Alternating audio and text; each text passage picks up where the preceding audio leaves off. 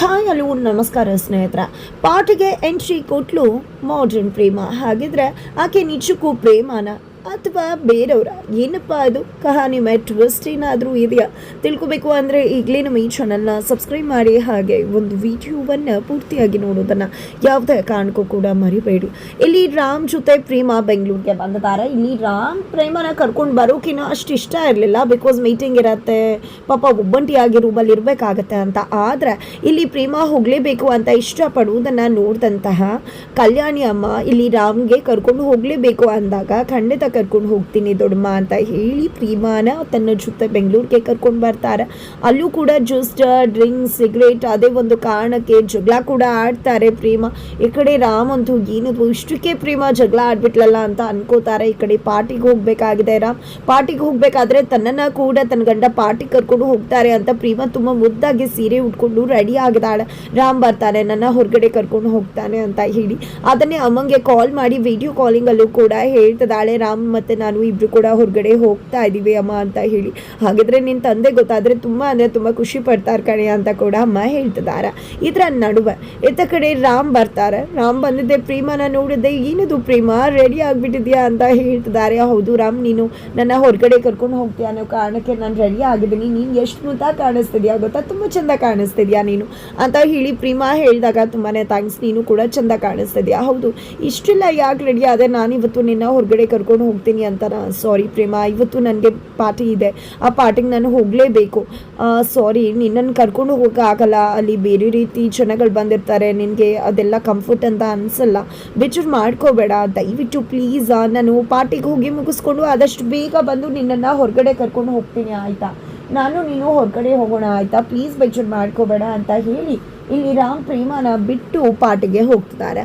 ಇತ್ತ ಕಡೆ ಪ್ರೇಮಾಗೆ ತುಂಬ ಅಂದರೆ ತುಂಬ ಬೇಜಾರಾಗತ್ತೆ. ಆಕೆಗೆ ನಿಜ ಮನಸ್ಸಿಗೆ ಘಾಸಿ ಆಗುತ್ತೆ, ಬಟ್ ಆದರೂ ಕೂಡ ರಾಮ್ ಮುಂದೆ ತೋರಿಸ್ಕೊಳ್ಳೋದಿಲ್ಲ. ಅಯ್ಯೋ ನಿಜ ಅಲ್ವಾ, ರಾಮ್ ಕರ್ಕೊಂಡು ಹೋಗ್ತಾರೆ ಅಂದ್ಕೊಂಡು ನಾನು ರೆಡಿ ಆಗಿಬಿಟ್ನಲ್ಲ, ಅಮ್ಮಂಗೂ ಕೂಡ ಹೇಳಿಬಿಟ್ಟೆ, ಈಗ ಏನು ಮಾಡಲಿ, ನಾನು ಬೋರ್ ಹೊಡೆಯುತ್ತೆ, ಅಮ್ಮಂಗೆ ಬೇರೆ ಏನು ಮಾತಾಡಲಿ ನಾನು, ಆಮೇಲೆ ಪಾರ್ಟಿಗೆ ಹೋಗಿಲ್ಲ ಅಂದರೆ ಏನು ಅನ್ಕೋತಾರೋ ಏನೋ ಅಂತ ಪ್ರೇಮ ಅನ್ಕೋತಾಳೆ. ಇತ್ತ ಕಡೆ ಕಾವ್ಯ ಮಹಾದೇವನ ಇನ್ನೋಸೆನ್ಸನ್ನು ಬಡಿಸ್ಕೊಂಡು ಮಾಡ್ತಿದ್ದಂಥ ಮೋಸವನ್ನು ಪತ್ತೆ ಹಚ್ಚಿದ ರಾಮನ ಬಿಸ್ನೆಸ್ಸನ್ನು ಮಹಾದೇವನ ಬಿಸ್ನೆಸ್ಸನ್ನು ಕಾಪಾಡ್ತಾರೆ ಕಾವ್ಯ.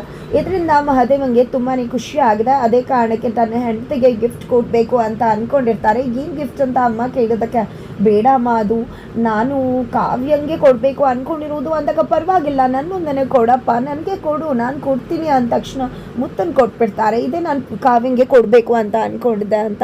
ನಂತರ ಇದನ್ನು ನನ್ನ ಹೆಂಡತಿಗೆ ಕೊಟ್ಬಿಡಮ್ಮ ಅಂತ ಕೂಡ ಹೇಳಿ ಮಹಾದೇವರು ಹೋಗ್ಬಿಡ್ತಾರೆ.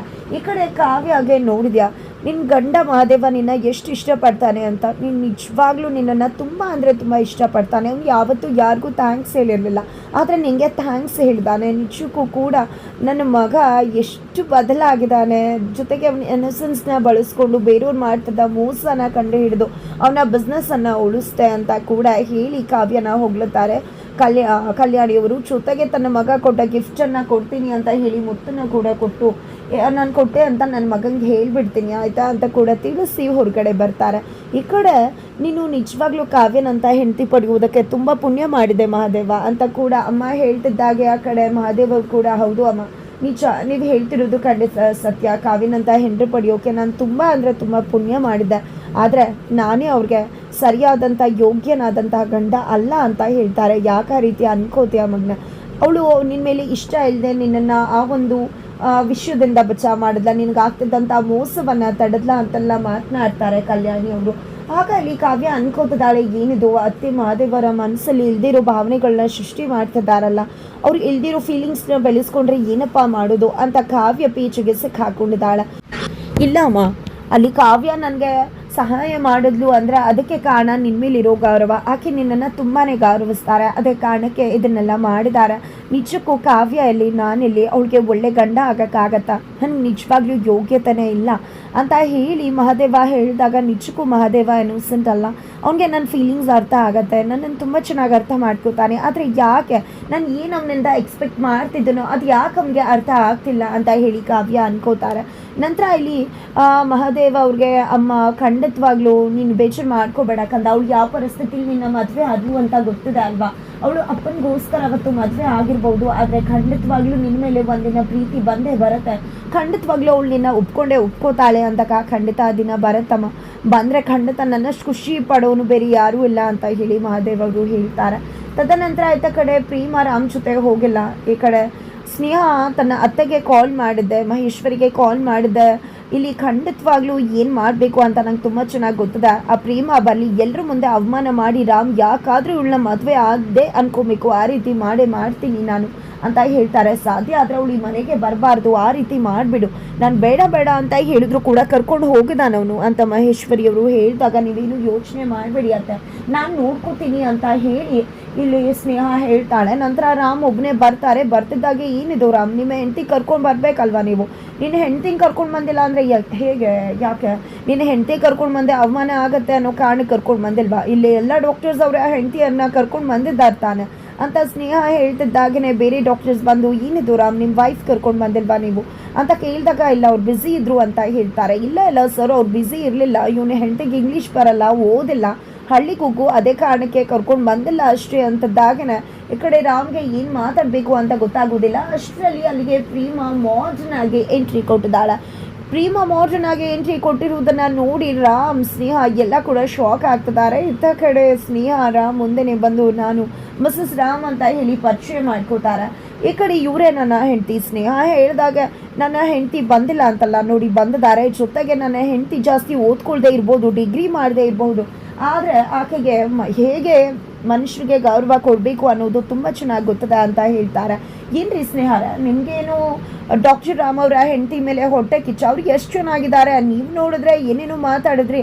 ನೋಡಿ ರಾಮ್, ನಿಮ್ಮ ವೈಫ್ ತುಂಬ ಅಂದರೆ ತುಂಬ ಬ್ಯೂಟಿಫುಲ್ ಆಗಿದ್ದಾರೆ, ತುಂಬ ಸ್ಟೈಲಿಶ್ ಆಗಿದ್ದಾರೆ ಅಂತ ಕೂಡ ತುಂಬಾ ಹೊಗಳುತ್ತಾರೆ. ಇದರಿಂದ ರಾಮ ನೋಡಿದ್ಯಾ ಸ್ನೇಹ, ಇನ್ನು ಮುಂದೆ ನನ್ನ ಹೆಂಡತಿ ಬಗ್ಗೆ ಮಾತಾಡೋಕೆ ಬಂದರೆ ನಿನ್ನ ಕತೆ ಏನಾಗುತ್ತೆ ಅಂತ ನೋಡ್ಕೊ ಅಂತ ಹೇಳ್ತಾರೆ. ನಂತರ ಇಲ್ಲಿ ಪ್ರೀಮಾ ಹೇಗಿದೆಲ್ಲ ಸಾಧ್ಯ ಅಂದಾಗ ಅದೇ ರಾಮ, ನಾನು ನಿನ್ನ ಪಾರ್ಟಿಗೆ ಬಂದಿದ್ದಕ್ಕೆ ನಿನ್ಗೆ ಬೇಜಾರು ಆಯಿತಾ ಅಂದಾಗ ನನಗೆ ಬೇಜಾರಾಗಿಲ್ಲ, ಬಟ್ ತುಂಬ ಖುಷಿ ಆಯಿತು. ಆದರೆ ಹೇಗೆ ಈ ಡ್ರೆಸ್ಸಲ್ಲಿ ಈ ಸ್ಟೈಲಲ್ಲಿ ಅಂದಾಗ ನಾನು ಕಾವ್ಯಂಗೆ ಕಾಲ್ ಮಾಡಿದ್ದ ಬೋರ್ ಆಗ್ತದೆ ಅಂತ.